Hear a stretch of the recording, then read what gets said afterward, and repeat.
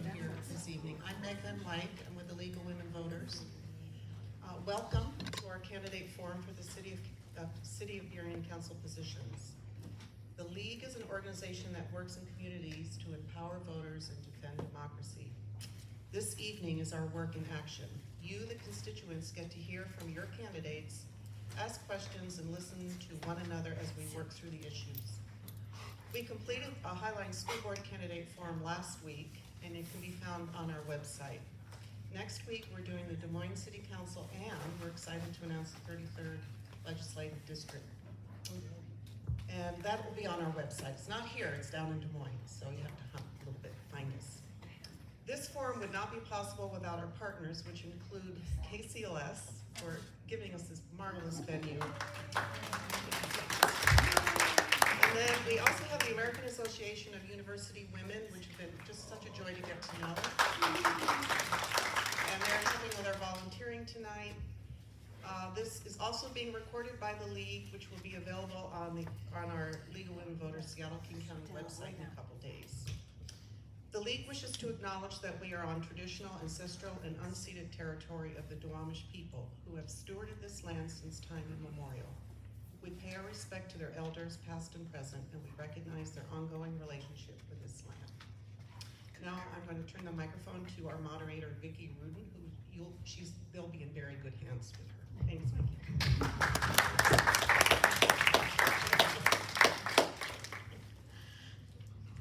As Meg said, we're very grateful of the partnerships that enable us to put on this forum. Our timers this evening are seated in the front row, and they play a very important part in the forum because that keeps us on time, hopefully. Our timers are Carrie Lohr and Janet Sisson. They'll hold up cards, want to wave the cards? To help speakers stay within their time limits. And these are important not only for the panelists, but for you, the audience, to pay attention to. Please note, it is League of Women Voters policy to not allow any video or audio recordings of our forums unless it has been authorized in advance by the League. And I want to thank our lead videographer, John Van Wyk, who will be recording all of this for us. We'll have a link to the recording on the League's website within the next few days. If you picked up one of these little cards on the back table, it gives the League's website. Does everyone have an agenda? Okay. Let me say another quick word about the League of Women Voters. The League is a national, nonpartisan, nonprofit organization whose purpose is to promote the informed and active participation of citizens in government. Our goal for tonight's forum is to provide city residents with the information which will help them be informed and knowledgeable voters. And you can find more information about the League at the membership table in the back of the room or by going to our website. Now I'll ask you to turn off all your cell phones, including those with cameras and any other device you might have that would make noise. The League of Women Voters is committed to fostering civility in public discourse.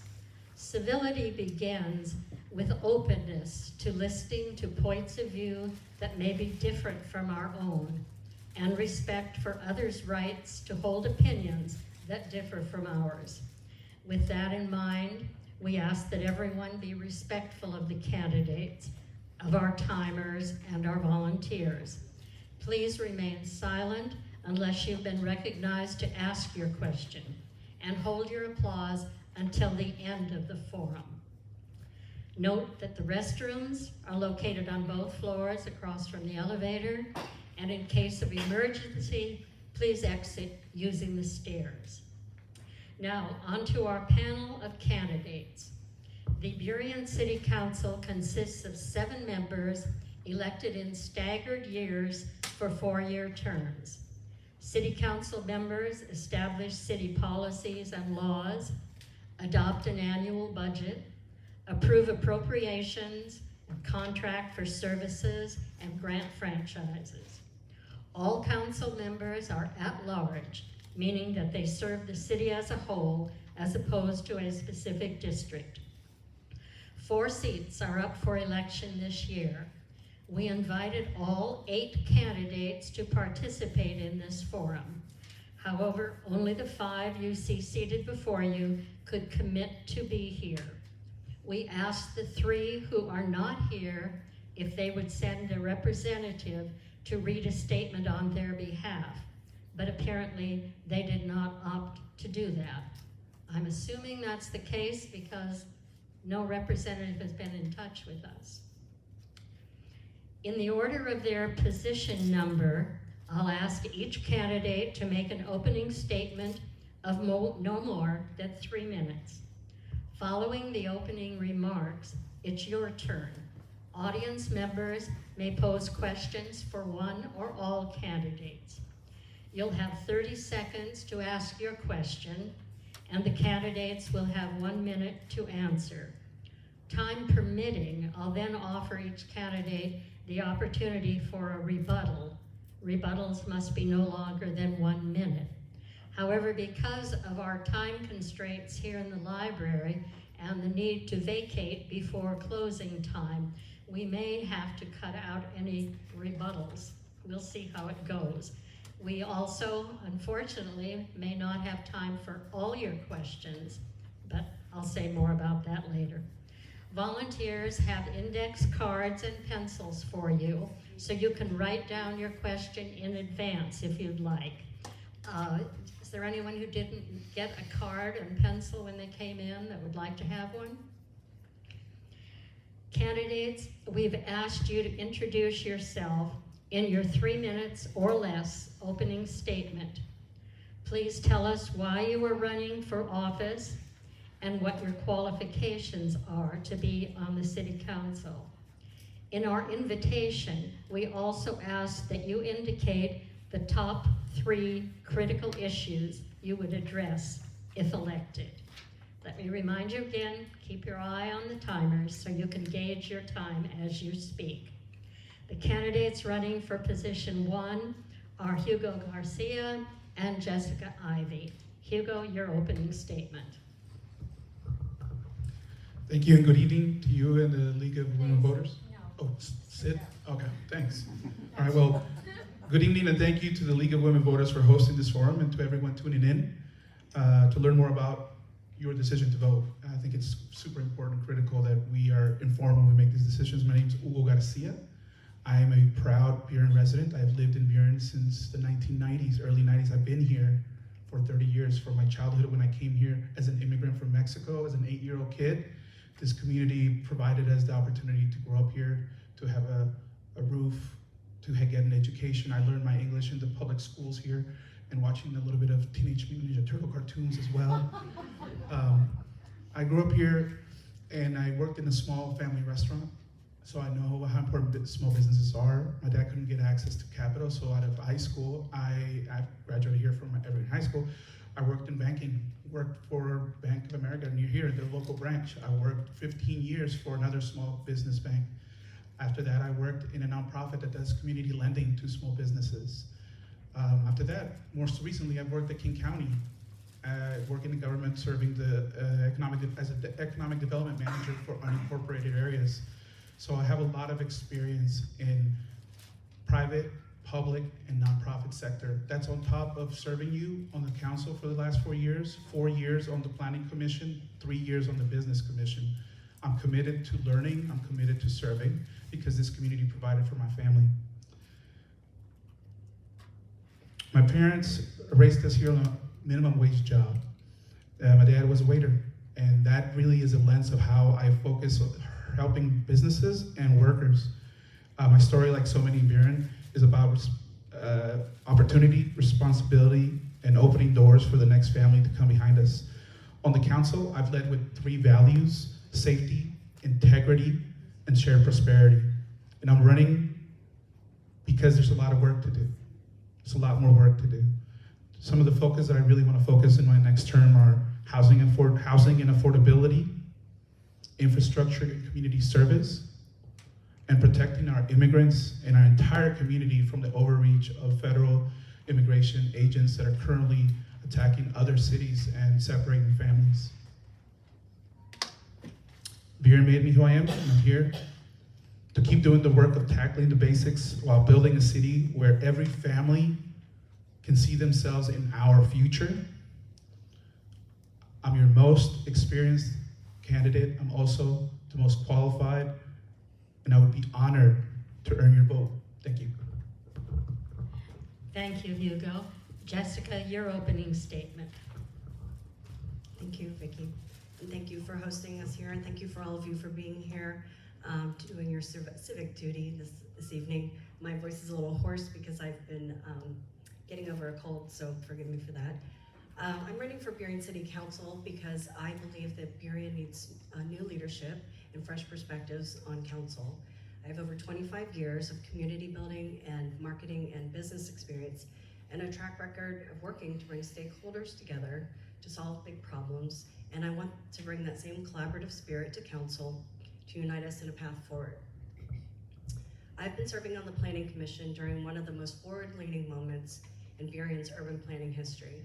The new comprehensive plan passed by council last fall is a roadmap for missing middle housing, amenities to parks and trails, infrastructure improvements, and through this work, I've become knowledgeable and committed to seeing it through, and that's what I want to do on council. My priorities include artist housing and affordable housing for our creative district downtown. By attracting artists that have been priced out of Seattle, building affordable housing in Burien, we can invite them to set up shop in Burien and raise our profile as a beacon of international art and culture and cuisine. We could encourage development for live workspace, makerspace, galleries, so that we can invite our entire region to come to Burien and spend their dollars here. And that reinvigorates downtown and our local small business economy. My second priority is economic development. Attracting the hospitality industry to come to Burien. We can diversify our revenue streams for the city by hotel tax and increased sales tax. We can grow jobs. We can also use tax increment funding to build infrastructure so that we can attract the right kind of development that we want to see in downtown Burien. And that brings more foot traffic to Burien. So we're going to invite more people outside of our region to come and spend their dollars here. The third is public safety. If Burien's gonna grow, all of this has to be underwritten by a solid investment in public safety, so our sidewalks are clean and walkable and safe. And it's sustaining our proactive mental health co-responder services, the work to connect our homeless population to housing and mental health resources. I've been a lifelong Democrat, and you have a choice in this race, and I'd be honored to earn your vote. Thank you, Jessica. The candidates for position 3 are Marie Barbon and Sam Mendez. Ms. Barbon did not reply to our invitation. Sam, your opening statement. Thank you. I want to thank the League of Women Voters for putting this on, and all of you for being here. I just want to reflect for a minute that in this era of repression and authoritarianism, it is a scary time for everybody, and I think a lot of people are tempted to back out and lean away and keep their head out, and all of you are here leaning in to civic duty and democracy, and it is heartening to me personally, and I've experienced that as a candidate this year about seeing democracy in action here at our local communities. It matters a lot. You see that happen nationwide, and you can see some real change, and we absolutely need that. My name is Sam Mendez. I'm running my first campaign here for Burien City Council, position 3. A couple of quick things about the policy goals I have, and I'll tell you a little bit more about myself. I'm running on housing affordability, safer streets for bicyclists and pedestrians, and government accountability and transparency. Another way of saying good governance, ensuring that our local government is spending our tax dollars well. I am also getting over a cold as well, so I might start hacking and coughing. I brought some cough drops, and they, of course, in true form, they fell out of my pocket in the car. I was born and raised in the San Francisco Bay Area to working class parents. My mom was cleaned houses. She was an immigrant from Australia, and my dad was a carpenter for his whole life.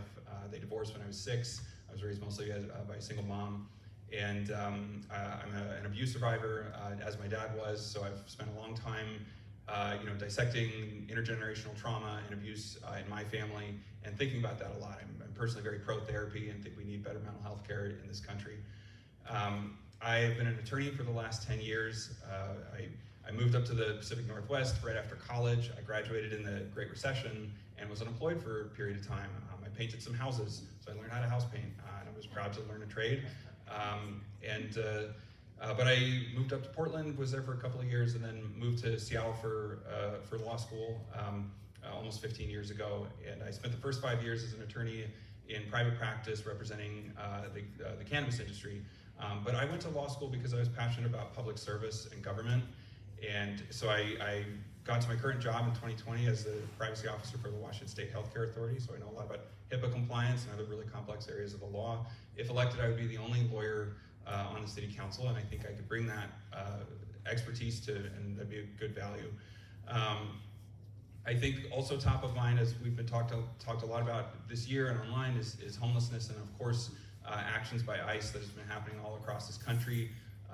People right here in Burien, our residents, our neighbors are being kidnapped, and I think that is deeply immoral and upsetting.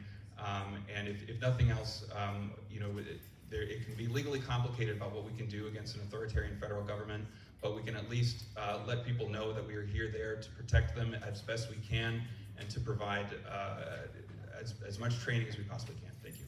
Thank you. The candidates for position 5 are Sarah Moore and Gabriel Fernandez. Mr. Fernandez did not reply to our invitation. Sarah, your opening statement.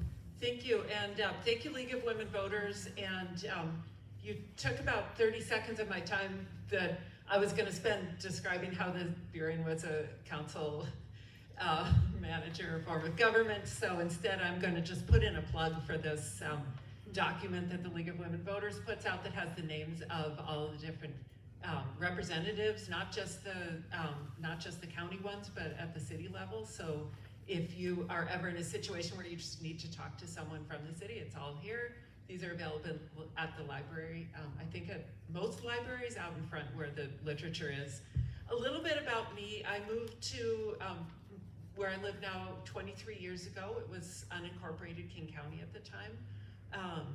Raised a child through the Highline school system, going to Cedarhurst Elementary School, Sylvester Middle School, Highline High School. And in 2010, the neighborhood I was in, the North Highline, was annexed into Burien. I will be honest, it took me a little while to fall in love with Burien. But when I did, I fell in love very, very hard.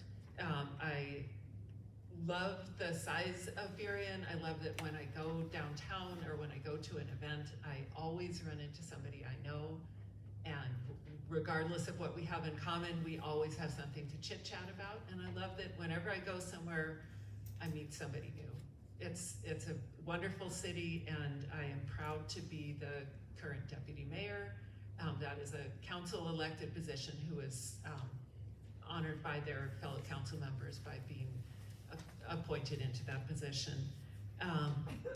I served on the Parks Board before I joined Burien City Council. I chose the position I'm in, position number 5, because it was held by Nancy Tosta before, and I felt like I was somehow the hereditary environment and outdoors person in that role. I attended council meetings, and eventually I realized I can step up and I can run for office.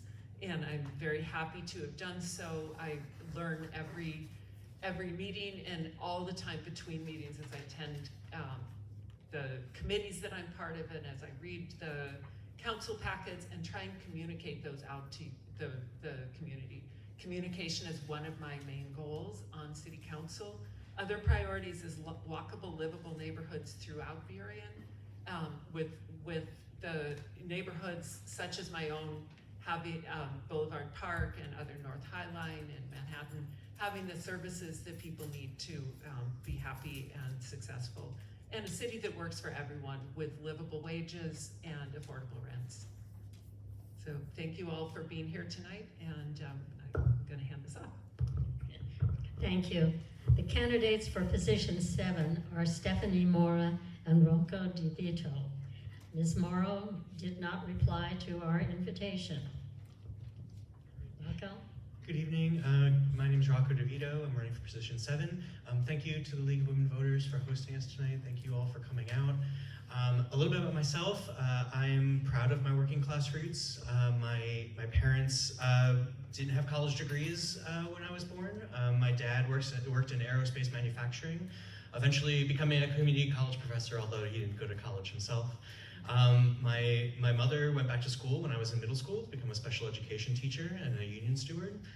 They taught me a lot about hard work and solidarity and compassion, and are the source of why I started in public service for the rest of my life. After I went to college, studied conservation biology, so I have a big background in the environment and environmental protection. After that, I was a Peace Corps volunteer. I moved to West Africa for 3 years. I know how to work with people across language and cultural barriers. I know how to respect all kinds of people, and even if we may disagree. After grad school for public administration, I moved out to Seattle as an AmeriCorps volunteer and worked for a nonprofit downtown, supporting nonprofits and helping people with specific expertise to help grow nonprofits serving in education and the environment. After that, I worked at a startup here in downtown Seattle and managed customer service for many years and managed a small team. At the same time, I also got to experience what happens when a private company doesn't respect its employees. I watched 10, 15 people walk into a room at a time and be fired and told they're not allowed to go back to their desks. And that left a big mark on me. I eventually moved to King County Metro, where I work now. I support small businesses, helping to connect them and their employees to transit and help them get around our region. And I quickly joined our union, just like my mom did, became a union steward, and helped to promote workers' rights and help to get workers what they deserve. Working together is how we get things done, and I want to bring that same attitude and to Burien City Council. I've been in Burien for 7 years. I met my husband here. We even went on our first date at the Tin Room. And we both were living here. We loved Burien, and we only looked for houses together here in Burien because we knew we wanted to make this our home. And I want to be on Burien City Council to bring issues that matter to working people to council and make sure that we're working on them. My priorities are around safe streets. I don't own a car. Neither does my partner. He has a medical condition and can't drive, and so he works at a small business here in Burien and walks to work. So it's a very real issue for me. Housing and youth programs. Thank you. Next, we will take as many questions as possible from you, the audience. Once again, all candidates will have an opportunity to respond to all questions, even those directed to a specific candidate. Candidate responses will be limited to 1 minute per question. I hope we have ample time to hear all of your questions. You may have the council candidates. You will have 30 seconds to pose your question, and the candidates will have up to a minute to answer. Again, you'll need to pay attention to the timers. Please come to the microphone and be prepared with your question. When I recognize you, please give your name before you ask your question.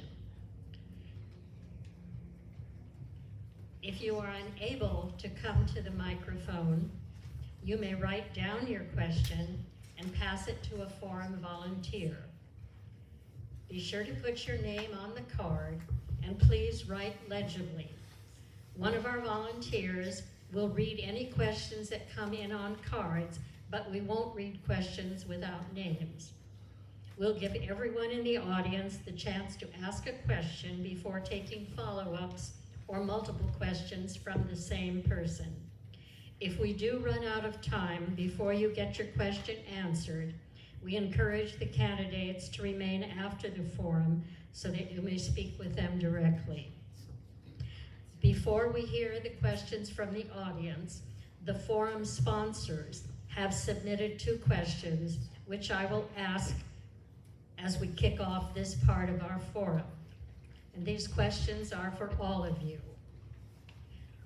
The first one, homelessness and all its accompanying problems have plagued Burien for years. What experience and ideas can you bring to the Burien City Council to help alleviate homelessness? And what would be the cost of implementing your ideas? And we will begin here and work our way down the line.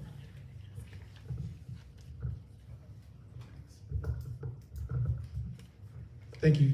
Homelessness has been around for decades. Hooverville, 1930s. I remember in public school learned about Hooverville and how encampments in the 1930s were around. It's something that is going to be prevalent, but I think we have to continue to do as much as we can. I think housing is the key. We need to have houses for everybody at all income levels. I think making sure that we support our core responder model, which is one I supported on the council with funding that I allocated from our COVID response. It's super critical. It's one of the most important components on how to make sure that we can support our police officers when they have that support from mental health specialists and the models that get people to actually get assistance and into housing. From work I've done in the Planning Commission when I supported Mary's Place zoning that allowed them to expand, it just showed me how it's important to make sure that we support shelters and partnerships. So I've done that from my work on the Planning Commission, on the council, and we'll continue to do so. Jessica? I think I have a unique position or point of view on this issue. I was actually married to a police officer for 16 years, and now my wife. When we met, she was a social worker for Plymouth Housing Group, so I've seen different sides of the spectrum relative to the issue. And I think that it's a complex issue. It's something that, you know, when I'm out talking to people, we all want compassionate solutions. I think that's one thing that unites us, that we want to address the issue. You know, the population is not a monolith, but I don't believe that Burien is going to solve it on its own. I support working together with regional stakeholders to have more tools in our toolbox.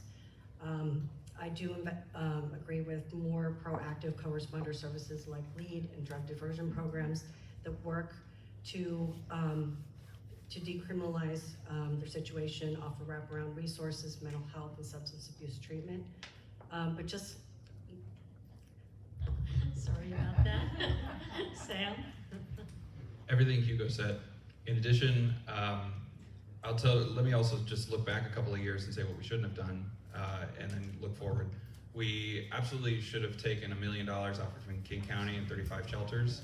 That frankly activated me quite personally to get involved in local politics, because I was so shocked that we did not take these resources offered from King County and instead decided to sue King County. We absolutely dearly need change here in City Council in order to have a reasonable approach to homelessness. And I think it's so unfortunate how divisive it has gotten, because to me, this is about good governance. It is not about the color of your party persuasion. It's about getting the job done. We need to get homeless people off the streets. We do that with housing. We do that with different levels of housing. So emergency shelter, transitional housing, permanent supportive housing, all of the above. And we need to partnership with local governments like King County, because they have resources that we don't. This is a working class city. We do not have a very big budget, and I wish we could do all those things, but we cannot do it alone. Sarah? Thank you. I will start by saying in 2017, I was championing homelessness issues and was challenged by someone who said, "Do you know homeless people?" And I found that challenging, and I began volunteering at Hospitality House as an overnight volunteer. That during the pandemic turned into working in an isolation and quarantine facility for folks experiencing homelessness and impacted by COVID-19. And during the course of that, I realized I had experienced housing insecurity that by some definitions would count as homelessness during part of my young adulthood. So that's kind of my personal connection with homelessness. I agree that it is a regional issue, it is a national issue, and that working regionally, we need to say, what are the gaps in service for homeless individuals, and how do we work regionally instead of saying, we're doing more than our share, we're doing more than our share. How do we instead say, what are the needs and how are we going to meet them? The other thing I think is really important is to center the needs of unhoused individuals in this conversation. The stop card is up. Rocco? Hello. I agree with many of my colleagues. We need to make sure we're working regionally and advocating at the state level for more funding and progressive revenue sources so that we can fund and make progress on homelessness. We need to make it easier to build housing. There are lots of little things that we can change around parking and design that would make it that easier. And we should coordinate with other cities to make sure that our permitting is the same or very similar, so it's easier for developers to build more housing. If we're having specific problems, I think we should work with those organizations to find out what's the next steps, like how can we support those organizations to make changes and to support homeless folks, while not demonizing the folks that live there or removing services. I'll just say, as a King County Metro employee, this is a very real issue for me. I work with nurses, workers, and government employees all the time about this issue, and yeah, so. Thank you all. The second question that has been submitted by the forum sponsors is proposition number 1 on the City of Burien ballot is the approval of a measure to increase the city's regular property tax levy to fund public safety. Do you support or oppose the proposition? We'll start down at that end. Overall, yes, I support the public safety levy. It is funding that we desperately need to keep some of our programs, like corresponding programs, going. I do have some concerns about the total amount and what they're allocated to. I think that's not something we've been hearing from our current council. This has kind of been rushed at the last minute. And so I would appreciate transparency on the issue. But the reality is our budget is quite tight at the moment, and if we are going to make sure that we're providing services to our city, it's one route to make sure we keep that going while we stabilize our budget and increase our tax revenue to be able to support the programs. Thank you. As a council member, this issue has caused me a great deal of anxiety because we're asking people to vote to give up some of their hard-earned income, and I want as much information to those voters as possible about the levy. I advocated very hard for more details in the levy, more information so that people could make an informed decision about what came with it. On the other hand, the co-response model it works, and it is a model that brings services to people when 911 is called.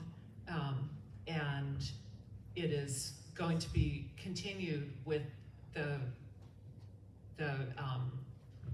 levy being approved. So the co-response model is incredibly important to our city, and I am supportive of that. Sam? I completely agree. I think it is critical that we preserve our co-responder program. It has been shown to be really effective, so I will personally be voting for it. But I'm also not, when I'm out hitting the doors in our city, I'm not campaigning for or against the levy because I think it is, first of all, I think the layout of it, how it has been planned out has been problematic.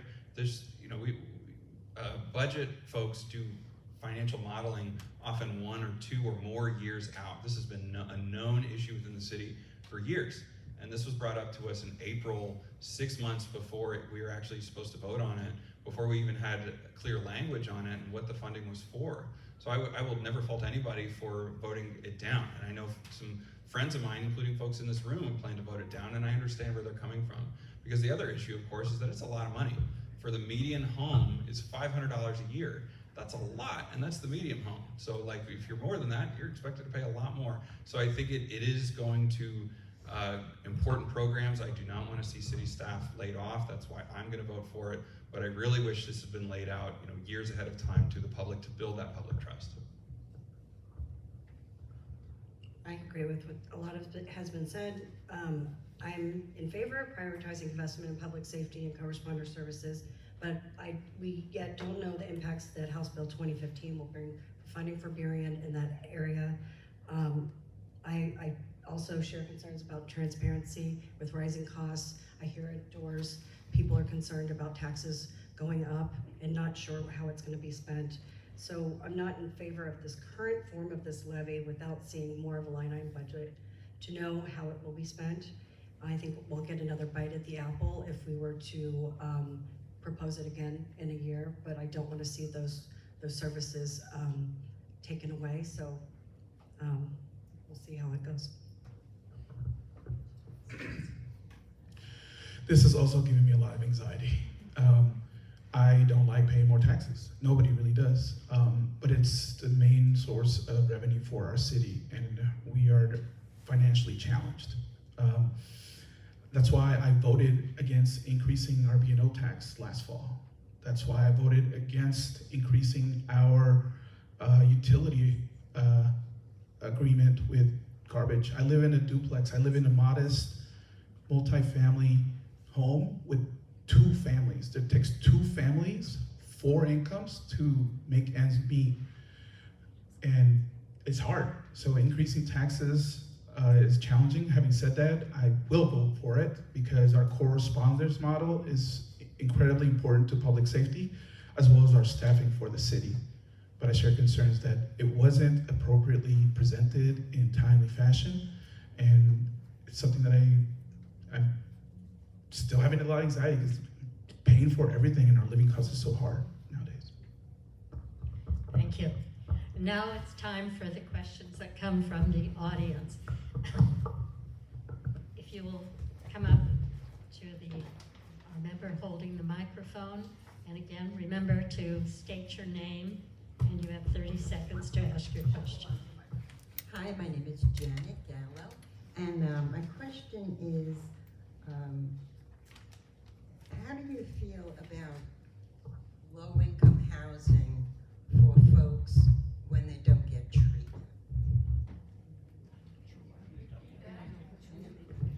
In other words, Bloomside, which is here in Burien, you don't have to get treatment, and there's drug dealers actively, there's drug business going on. Let's start down at that end.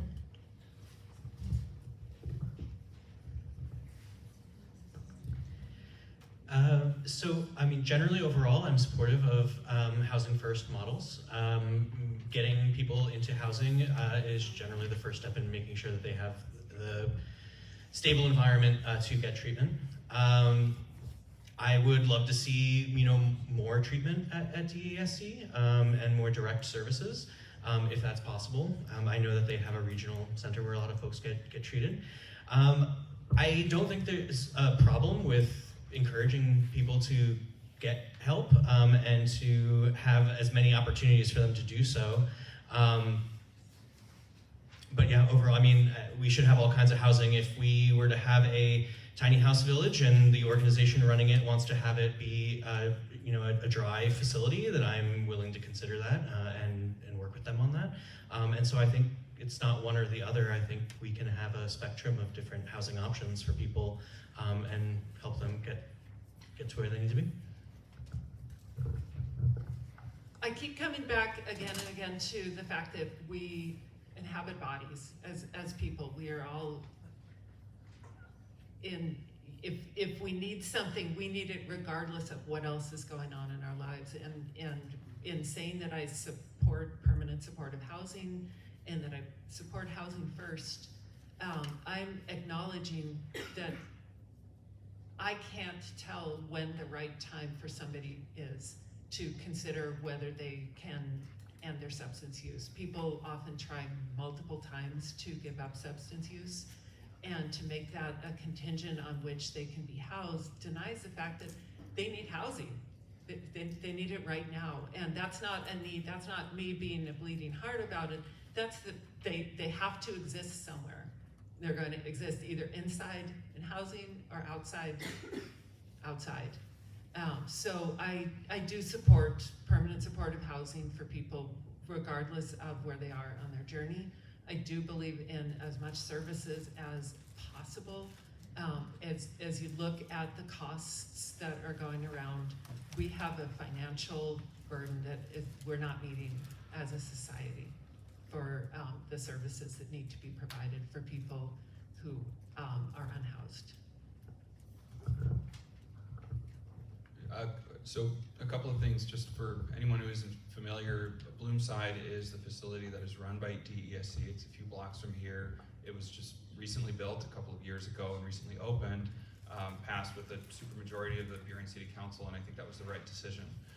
So I support DESC. I support housing, as I said earlier in the question about homelessness. We need to get people off the streets. We need to get people housed. Setting requirements that they have to be sober in order for them to be housed often means that they're going to stay on the streets, and I don't want people on the streets. But again, I think like Rocco said, if there can be different approaches out there, and I support more approaches is in generally better.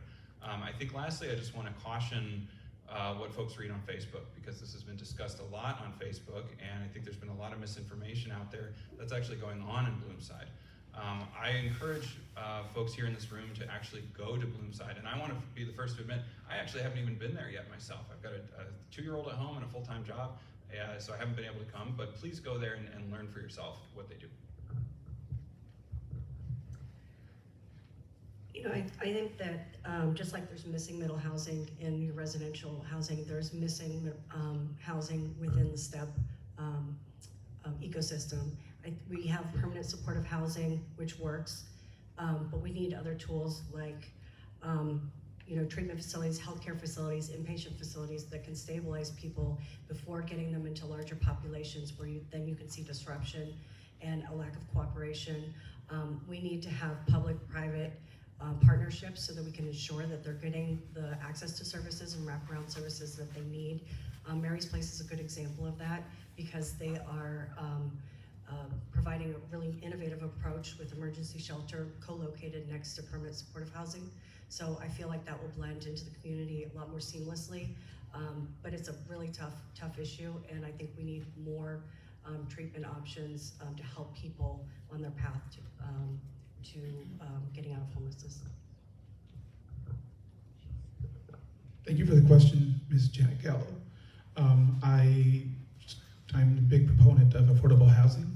The Habitat for Humanity 2023's Affordable Housing Champion, and we do need a diverse mix of services for all of our affordable housing income levels and needs.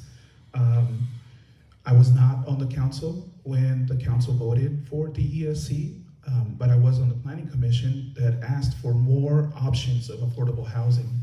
And I think we just need affordable housing that comes with wraparound services of all kinds and levels that's appropriate for youth, for elders, and individuals. We have a decent amount of shelters for families and women, but we do not have a single adult male shelter, and it is a requirement from the state. So I think we need to do more, but including services is critical. Our next question. Good evening, I'm Jennifer Pichamba, and this question is around our sanctuary city ordinance that was passed around 2016, 2017. As immigration enforcement has ramped up in our communities, I've had neighbors who've been taken from their housing. Do you support this ordinance, and what ways would you reinforce this and improve it to ensure our community feels safe to come out and do just their daily life?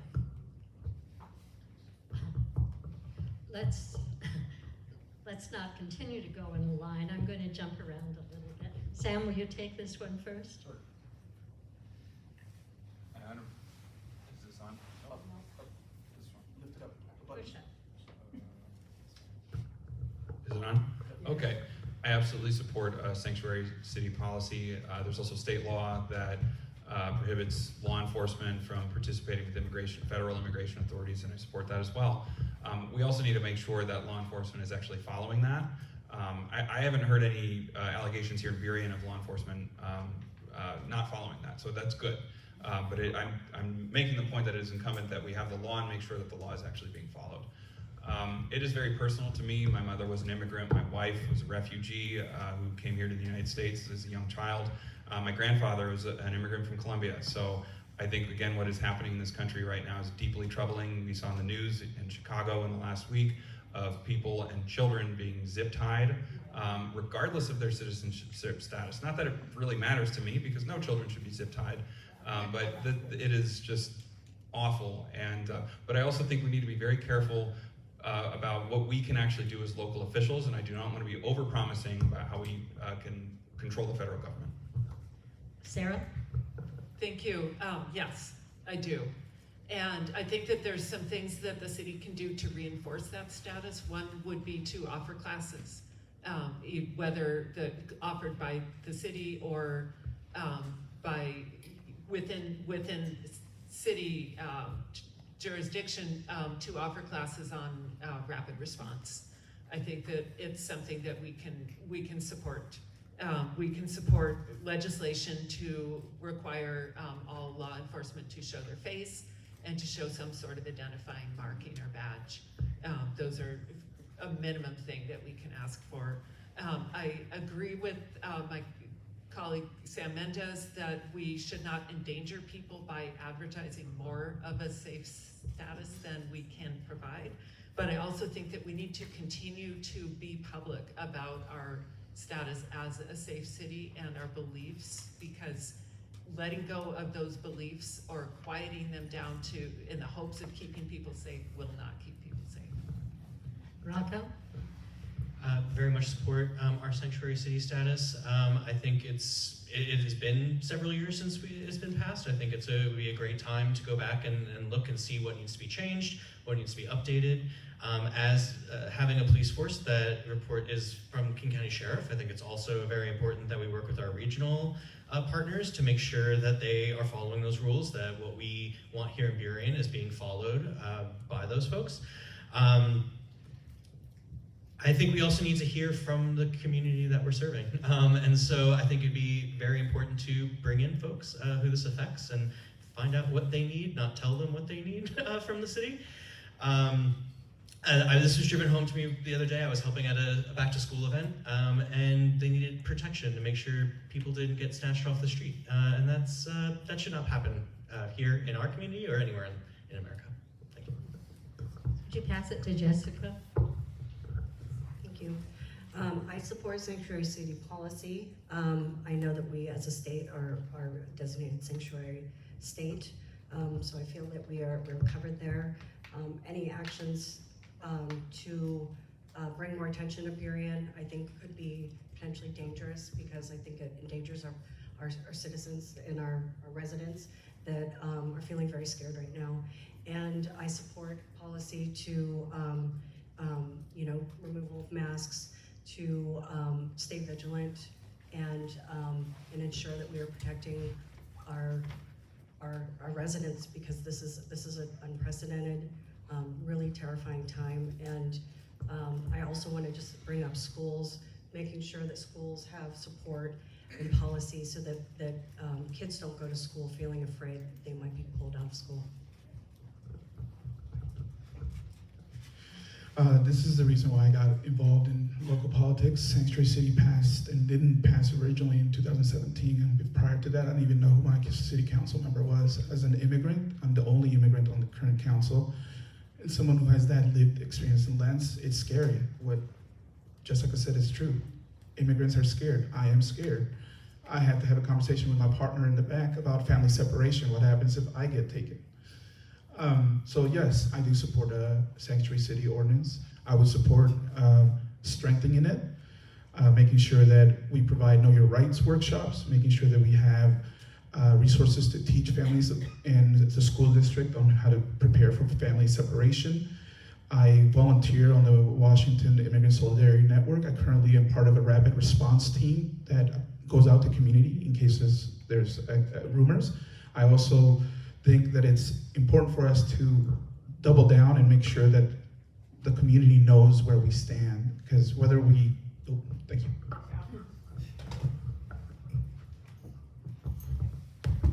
Good evening, my name is Elizabeth Hurley.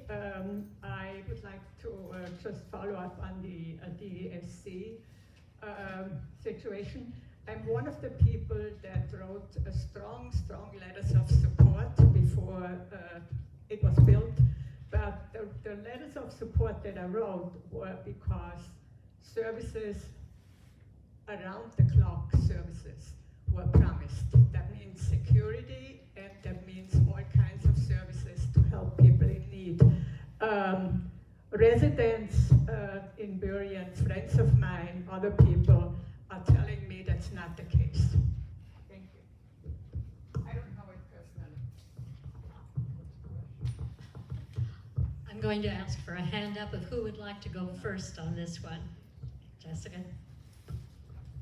You know, I've talked to council members who have explained that DSC is not living up to its good neighbor policy, and it is not offering the comprehensive wraparound services that it promised. And I think that that's unfortunate, because we're a year in and we're already seeing this, and so we need to take corrective action now to determine why that's happening, whether that's mismanagement or that's because I've seen even a lack of cooperation with law enforcement.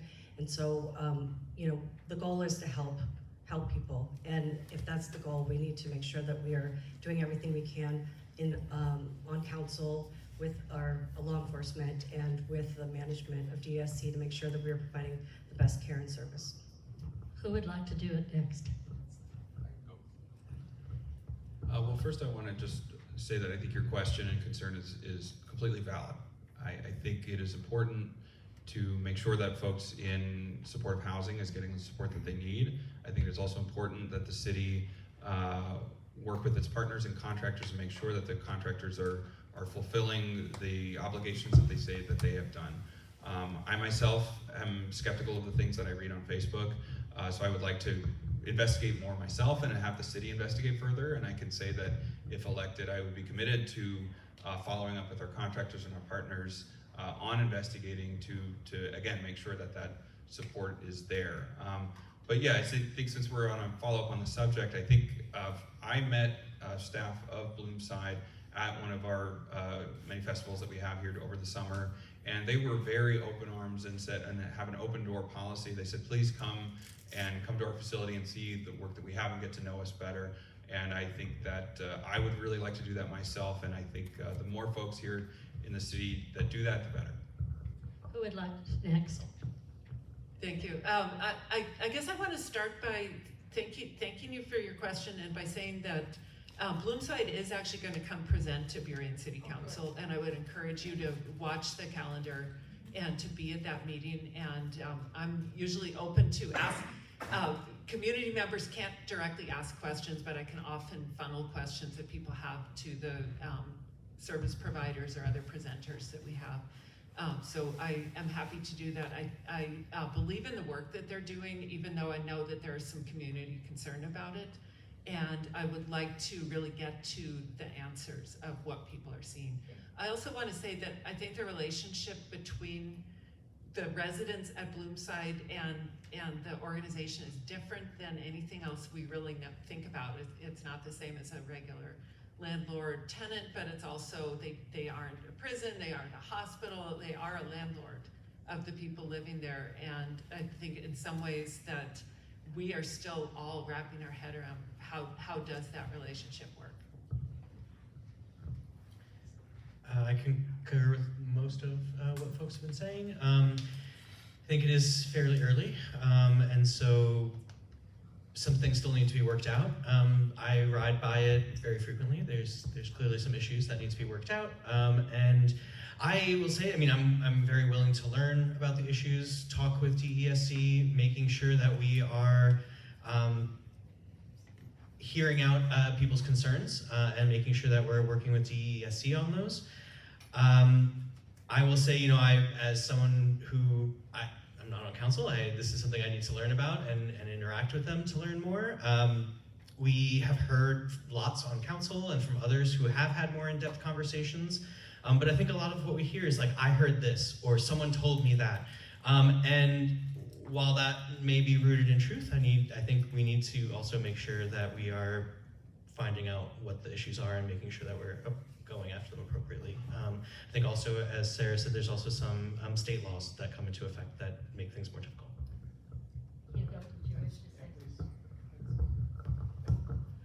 Yeah, I definitely encourage folks to attend the next meeting where we're going to have a presentation. I too am worried about rumors that I keep hearing about what's happening at DSC. I do drive by DESC daily. I drive to the post office daily, and I see the activity around the building.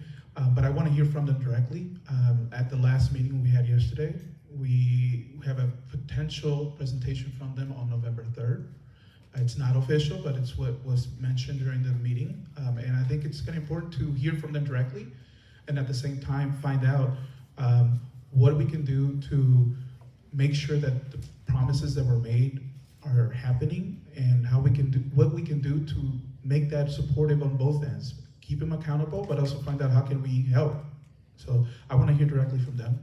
I think it's going to be important. So thank you. Thank you. Next question.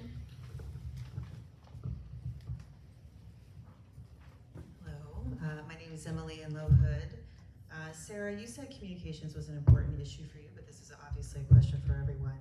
If elected, each of you will have a platform where you can use your voice to either bolster or harm the current reputation and future of our city. What will be your approach to being an effective, responsible communicator for city priorities and the community? Sarah, will you take this first since it was addressed to you, and then the others, you can raise your hand in the order in which you'd like to comment. Sure, I'm happy to take that first. Communication is a real passion of mine, and it's a real struggle for cities. I mean, there's 52,000 people, and they get their information in a lot of ways, as we see even from this meeting tonight, that we hear things in different ways. I do a newsletter currently that I would invite everybody to participate in. You can contact me at my council inbox, and I will add you to that. I also struggle sometimes with how do I represent all of Burien. As a council member, sometimes decisions are made that are, I'm a minority voter on, sometimes decisions are made that I agree with.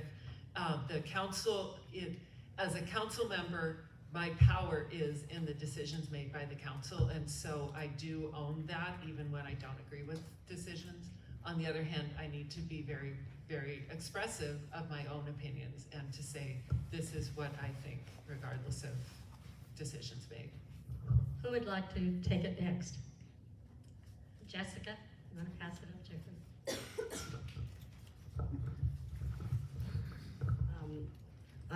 I'm actually in marketing and communications, and so community building's in my DNA. I'm also on the Burien Pride Committee. We've recently launched a couple of initiatives to try to build more communities so people feel safe in our community.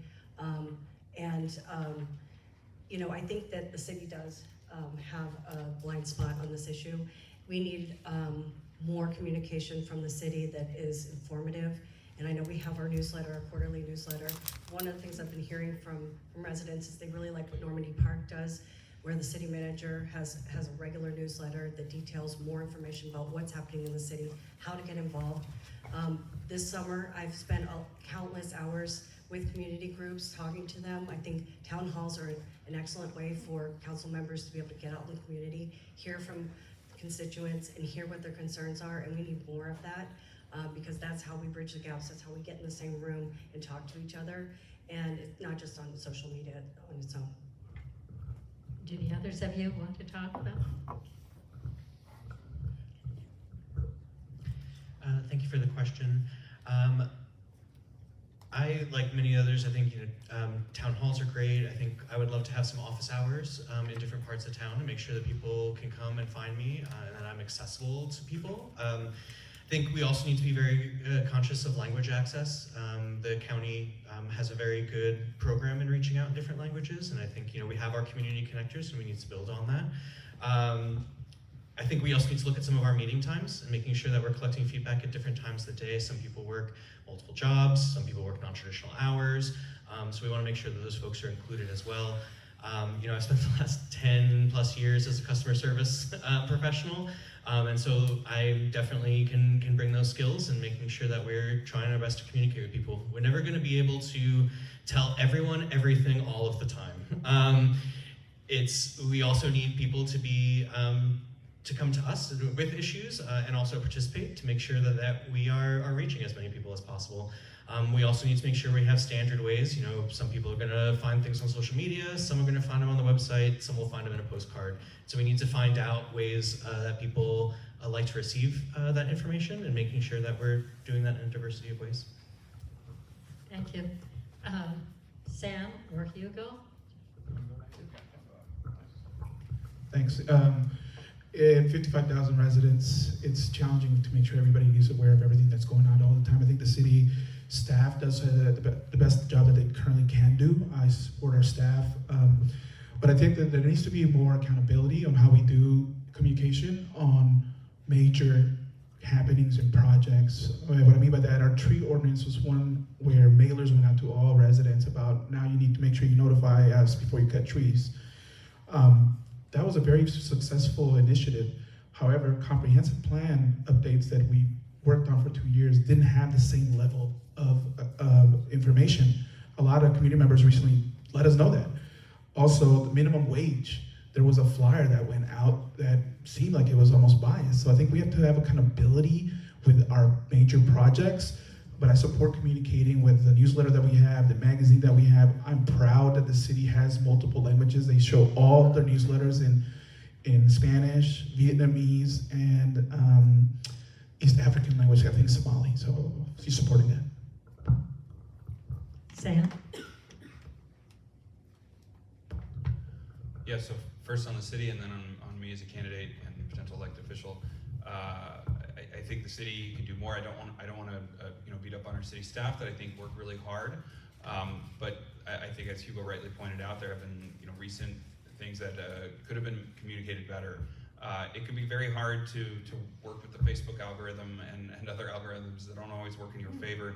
I'm personally a big proponent of meeting in person. I would love to have more listen and learn sessions where the city goes out, not just to downtown Burien, but around the city. If we can, I would think it would be great to meet at a restaurant, because I think we get cranky on empty stomachs, and I love tacos. Then as a candidate, I have been campaigning on being responsive. I'm proud to consider Senator Tina Orwell, a mentor, and she is so communicative. If you send her a message on Facebook or an email, she responds to you, and I think it's so important to do as a candidate, as an elected official. I am committed to doing that. I'm also committed to meeting twice monthly at a local coffee shop and having more conversation with people. Thank you. Next question? Can I interrupt for just a second? The Mariners won 8-4.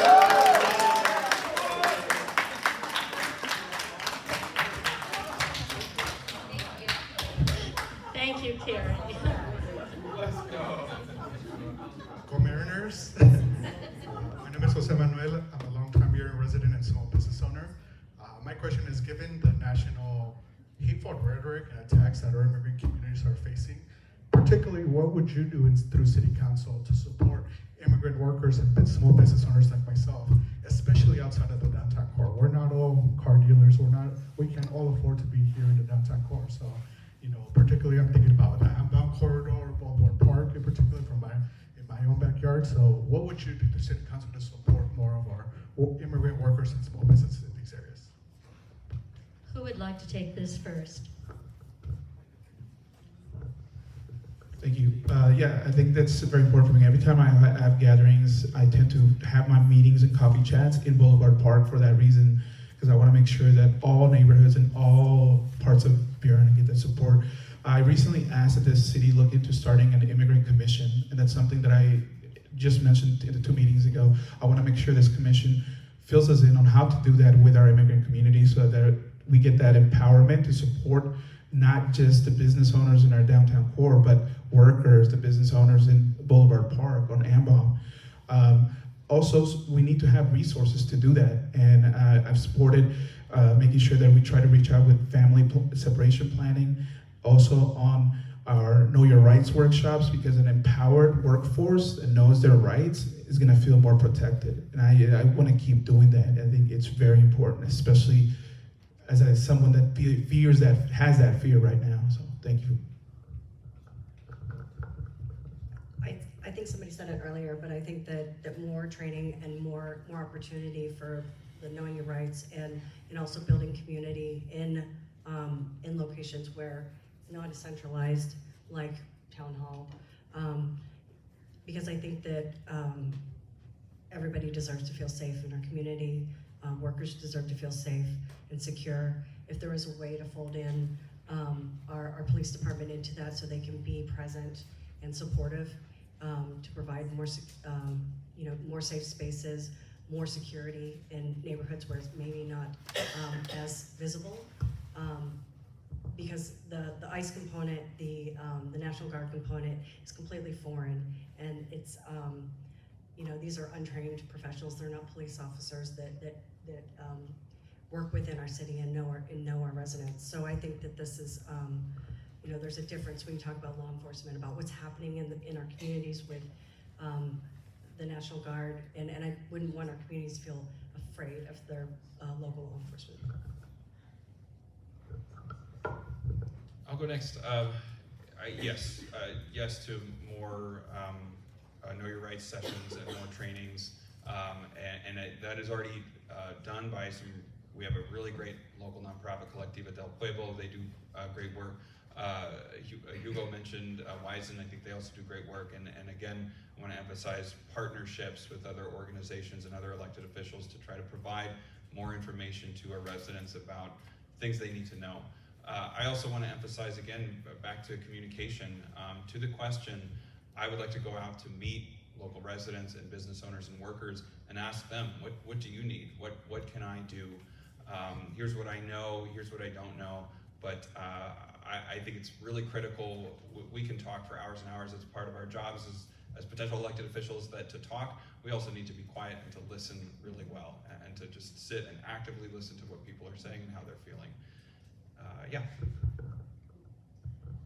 Thank you, and I want to, first of all, I live in Boulevard Park, and I'd like to come say hi, so maybe we can connect afterwards. And second of all, I think it is really incumbent on the city to be going out to places that might need support from the city, because trying to things are changing so fast. The idea of trying to convene a bunch of people in a room based on immigrant status seems in itself, it actually makes me nervous to think about advertising the presence of a bunch of people isn't what it once was. So I think that a lot of outreach is necessary, and I think that asking residents and businesses that are not immigrant run to post the helpline number in their windows so that anybody that happens to be around knows how to call and report ICE and knows what to do after that. I think that asking anyone who is in a position to be an ally to be an ally is another important step. Thank you for the question. I won't retread too much on what a lot of other folks have said. I mean, people deserve to feel safe at their workplace and in their businesses. We need to work on our ordinance as a city council, and I'll say, this is a little bit out of my depth, and I would work with those businesses to find out more what they need to move forward, find out from the experts themselves. Do we have another question?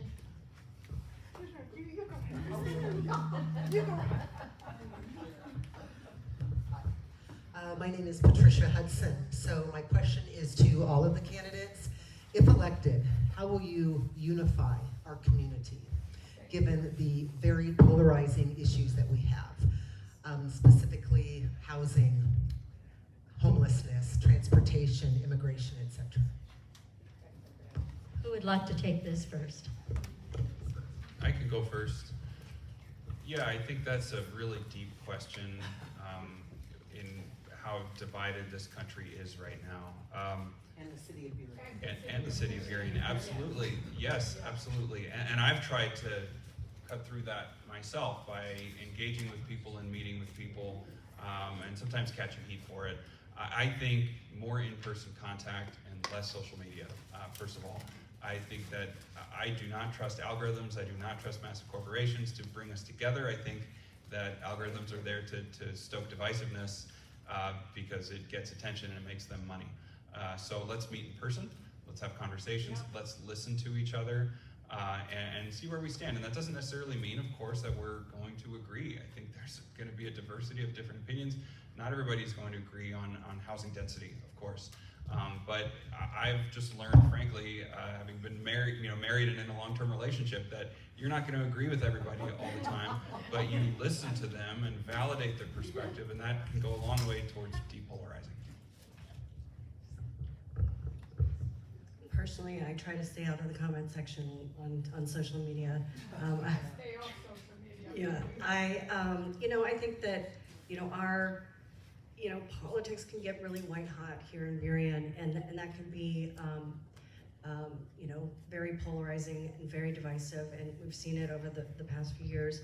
And I'm grateful that we live in a city where everybody feels that it's their duty to be engaged and participate. But I think that we have to turn down the temperature if we're going to work together and stay in the same room together and talk to each other. To Sam's point, I played roller derby for 8 years, and with some very opinionated and strong-minded women, and we had to learn how to work together to build the organization, but also to build the sport. And that was a kind of transformative experience for me, and that's kind of how I approach everything that I do, and that's what I would bring to council. Hugo? Thank you. There's 55,000 residents. We're never going to please everybody. That's something I learned from a previous council member. No matter what, you're not going to please everybody. You're not going to agree with everybody. Having said that, I consider myself someone that tries to be an empathetic listener, and I will continue to do that. I think meeting people where they're at is really critical to building trust. So if we have community members from Boulevard Park that are speaking or need certain needs, I think we have to go to Boulevard Park, or we have folks in the formerly annexed areas in North Central. We need to be there in person, so I support having more meetings in places to do in-person communication. I think that's what is needed in order for people to rebuild that trust, even when you don't disagree, or when you don't agree, I mean. I will continue to show up in English and in Spanish, and hear from folks. And if a decision is made, I think it's important that we explain why our decisions were made. So I want to do better after each meeting, communicating about why decisions are made, and keep working. Let's do Rocco next, and then Sarah. Yeah, I definitely agree. Things are a little hot. Definitely have seen it throughout the campaign season. Again, this is something, as a customer service professional for 10 years, I've had a lot of experience, people yelling at me and disagreeing with me vigorously. And so, I'll take that patience and open ear to all residents of Burien and making sure we're hearing what people are saying. I also think we need to have a little bit more education. And that's not to say people are uninformed, but that people can be more informed. I think, especially when we talk about a lot of things about homelessness and even zoning, we wait till the very last minute, and then we all decide to yell at each other for 3 weeks, and move on to something else.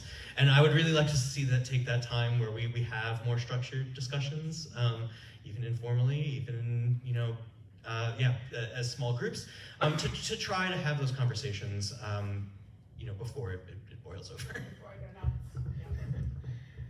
This conversation in itself gives me hope. And I compare it to a city council meeting, and I ask myself, why does this feel differently? And it's because you're asking questions and we're able to answer. City council is not going to be structured that way. It can't be, because it is a place to make a certain number of decisions in a certain amount of time. and it's never going to be able to be this forum. So we need to have forums where there's give and take, conversation, questions asked, answered by individuals, not by vote, so that we get to know each other again, and so that we get to rebuild some of the belief that we have something in common, even if we don't have everything in common.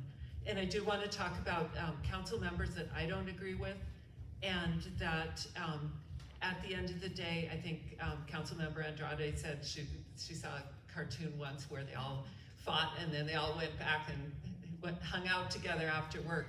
I think that we need to engage where we do agree and build the strength and the muscles and the working together skills for when we don't agree. Thank you. Is there another question? Hi, I'm Kelsey Van He. Building on the question about polarization in our rhetoric, I want to raise the Enough is Enough PAC, which is recently spending a lot of money and putting signs all over Burien. On social media, this PAC has called for the execution for treason of Governor Bob Ferguson and Pramila Jayapal, and has also posted anti-trans and other hateful anti-LGBTQ content on Twitter. So I'm asking, will you denounce this PAC and refuse to accept their money? Who would like to go first on that? Jessica? I think this is a question for me. I first saw the signs go up, I think a couple days ago, and then I saw them taken down. I don't know why my name is on those signs. I did not. Yes, I did not. I was not asked. I did not consent to that. I don't know the organization. It hasn't been enough time. I'm just learning from what you just said that that's the case, and I want to do my due diligence to dig a little more. I've been focused on doorbelling mostly, and so and not trying to get distracted by things that are polarizing. But that's a significant and disturbing claim. So I'll look into it. Someone else? Yeah, I will denounce and never accept money from this PAC. I mean, they denounce me. They have websites making caricatures of me on there, and I don't think it's right. I think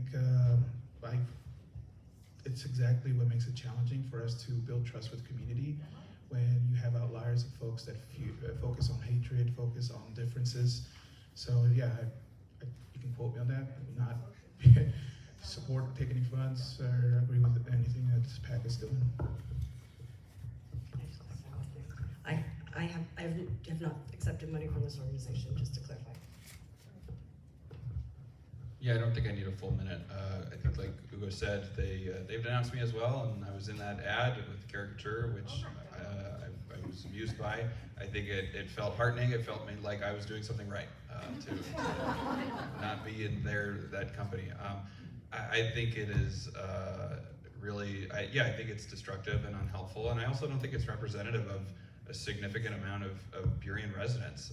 And so in some ways, a little optimistic, maybe I don't want to be overly optimistic, but I don't think it's going to work. I think it just really spoke of a lot of like far right, hardline, like they watch too much Newsmax, and I don't, and yeah, there is a small subset everywhere in every community of folks that have those beliefs, and they have the right to believe those things, even if I don't support them. But I think a lot of Burien voters, they may be a little more moderate than Seattle in general, but I do not think a majority of Burien embraces those values, and I absolutely denounce homophobia and xenophobia and many other things. Sarah? Thank you. I'm probably not going to get any funding from this organization. They did also caricature me. I had not connected it with those other death threats and homophobic statements, and that's appalling. It's a completely different level of vitriol than making fun of a local candidate and putting words into their mouth and having them wear elbow patches, which I have not done since the 1990s.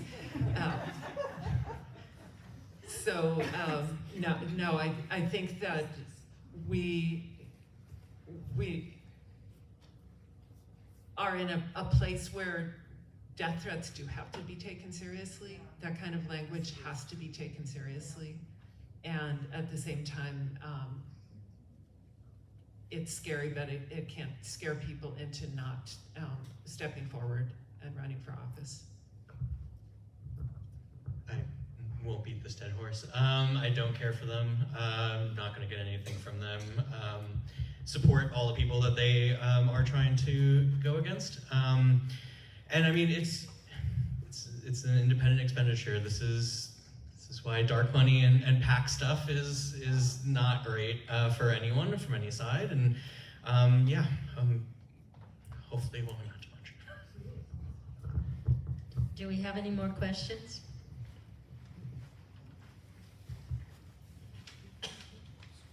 Hello, I'm Daniel Martin. My question is, what do you think about food trucks? And what will you do for emerging and pop-up vendors that acknowledges their contributions to our community and help legitimize their businesses? Who would like to take this first? Okay, Rocco.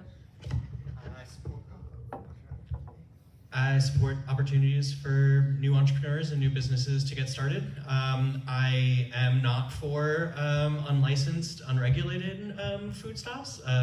Foodborne illness is a very big issue and something as a former Peace Corps volunteer, I know a lot about food safety and would prefer to keep it safe. I mean, I would really like us to see do more education rather than enforcement, trying to make sure people understand the system, making sure that we are providing resources.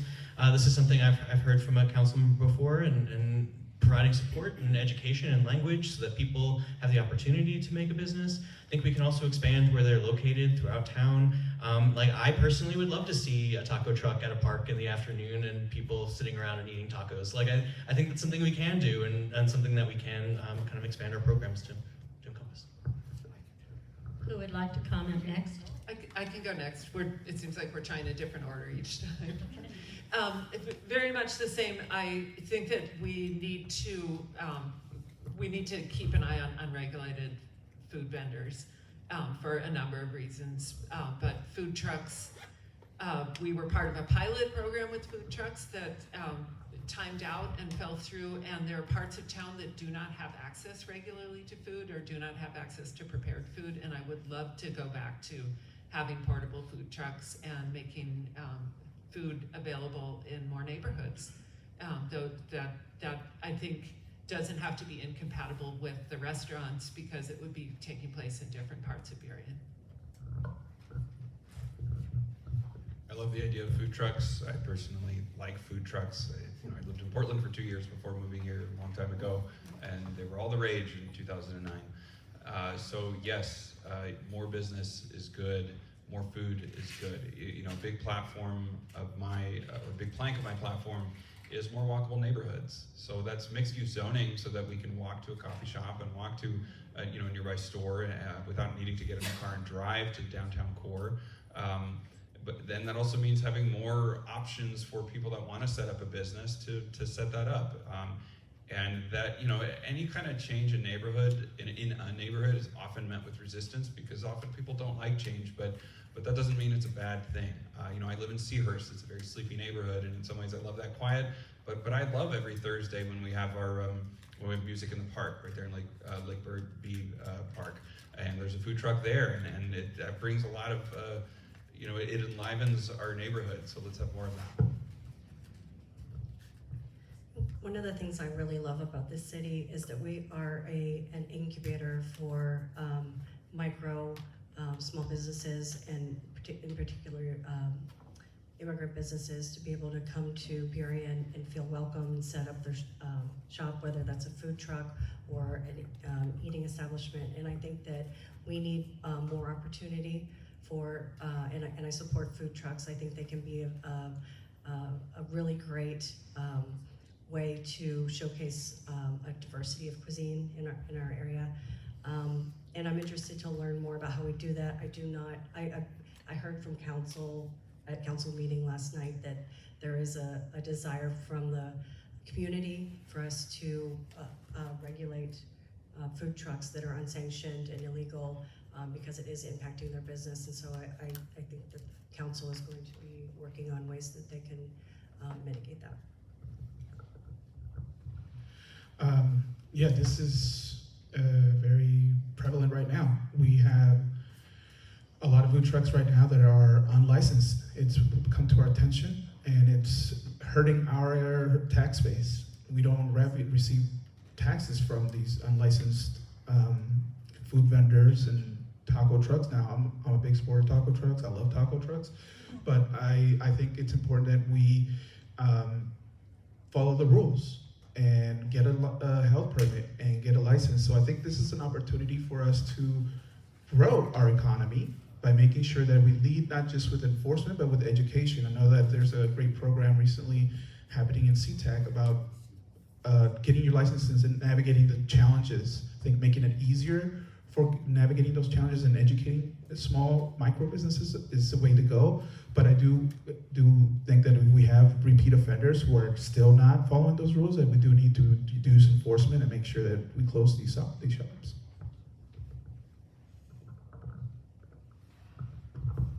I'm going to call a stop to the questions now. I'm sorry if there's anyone who has not been able to ask their question, but as I said earlier, the candidates, I'm sure, would welcome talking with you after the forum. We do have a time commitment to the library, so I do need to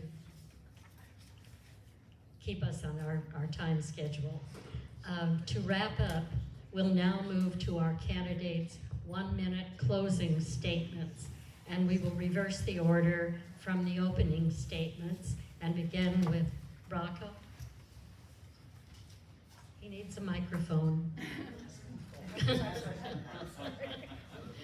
Thank you.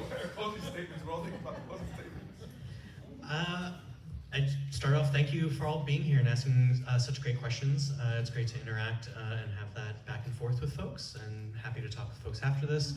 I spent my life working spent my life in public service. I would like to keep doing that. I think I do a good job on council and helping to bring issues that matter to working people, like safe streets, more affordable housing, more youth programs. I want to make sure that we're tackling those issues. I think they're not blue or red. They're just issues that we need to work on as a community, and I don't think they need to be divisive. And I think we can work together to get those things done. That's my goal, and that's what I'd like to do on Burien City Council. So thank you. Thank you so much for everybody for attending tonight, and because nobody asked anything about climate change, I am just going to say that that is another important issue that is impacting Burien and the world. We are seeing more flooding, we are seeing more extreme weather. What used to be a severe weather shelter for cold weather is more and more turning into a severe weather need during hot days and smoke days. And these are things that we are ill-equipped for, and that I'm, as a member of our King County's Climate Commitment Coalition, very interested in bringing change for that. And I'm also very interested in supporting the community as we see rising utility rates because of aging infrastructure in the city. So I would love to have all of your support and vote. I am an experienced city council member, and I will become more experienced if I get reelected, and we need experience right now. I want to thank everybody for being here. I would be grateful for your support. There's a proverb, an ancient Greek proverb I've been thinking about a lot about lately, and that's a society grows great when old men plant trees in whose shade they know they shall never sit. And I think that's, just in this era that we are in right now, I'm struggling to find how we offer hope and do so in a genuine way, not in a way that's like made for CNN or something, which I see too much with National Democrats these days. I think, we just need a new direction, and I think community together, if nothing else, it salves our wounds that we deal with right now. So, the last thing I'll just say is the final thing that made me decide to run in here was the perspective of forming a progressive slate. So I would also be grateful for your support for Rocco DeVito and Sarah Moore and Hugo Garcia, because I think people are ready for change in this city and for a progressive majority on the council. And when I've been hitting the doors, hundreds of doors this year, it's been incredible to see so many people ready for the same thing. Thank you. I think we have some tough years ahead of us with federal budget cuts and the threats coming out of Washington on a daily basis. I stepped up and raised my hand to be on Planning Commission when the Planning Commission quit, and I think that speaks to my character because I've run into the fire. I stand up in crisis, and we are in crisis in this country, and I want to bring that tenacity, that passion, that fire to solve big problems and defend our community on city council, since we're doing quotes. And to just kind of reflect the theme that I heard from tonight, to quote Barack Obama, I think that over time people respond to civility and rational argument. Yeah. Thank you for being here. Seeing community here gives me hope that we can get through these challenging times. I have been doing the work. I have been showing up. I have been, not just during my time here, but I've been here for 30 years since I was a kid. So when we speak about lived experience, about living or being raised by a working family, like I got raised by a waiter on minimum wage, making like $7 an hour. I live in a duplex. In the Planning Commission where I served for 4 years, we laid the groundwork on missing middle and multifamily housing. I live in a duplex where it takes 2 families, 4 incomes for us to make it. I am the only endorsed Democratic candidate for position 1 by King County Democrats, by both the legislative districts. It's gonna take work from collaboratively. I'm endorsed by King County council members, Teresa Mosqueda and Germay. I'm endorsed by more state representatives from the 34th and the 33rd, and I'm endorsed by a congressional representative, Pramila Jayapal. I think it's gonna be important because it's gonna take all of us to get through these hard times. Please vote for me. Thank you all. Before we close, are there candidates for other offices in the audience this evening? Okay. I want to thank again our timers and our videographer and all the volunteers who helped put on this forum, and to you, our audience, for your informed and informative questions. If you have family or friends who were unable to attend this forum, give them the link for viewing it on our League of Women Voters website. If you picked up one of these little cards or any other league information in the back, you'll see the league website on the bottom. The league hopes that all of you are prepared to vote. Remember that in Washington, you may register to vote up to and including Election Day, November 4th. You can go to King County Elections website to verify that your voter registration is up to date and to sign up for the ballot alert program. Signing up for this service means you'll get an email or text message when your ballot is mailed, when it's received, if there's a problem reconciling your signature, and when it's been counted. Voter pamphlets will be mailed on October 14th. I noticed in my own mail that the one that came from the state arrived today, but you will be getting one from King County for local elections. Ballots will be mailed out to all voters on October 15th, and they must be postmarked or dropped in a drop box by November 4th. Please remind your friends and family to register and to vote. Our local league has done a study of the rate of turnout of people who are registered voters. And the findings for our 30th and 33rd legislative district, which covers our South County area, it's the most dismal turnout in the county. Do something about that. Lastly, thank you all for coming, and let's give a round of applause to our candidates.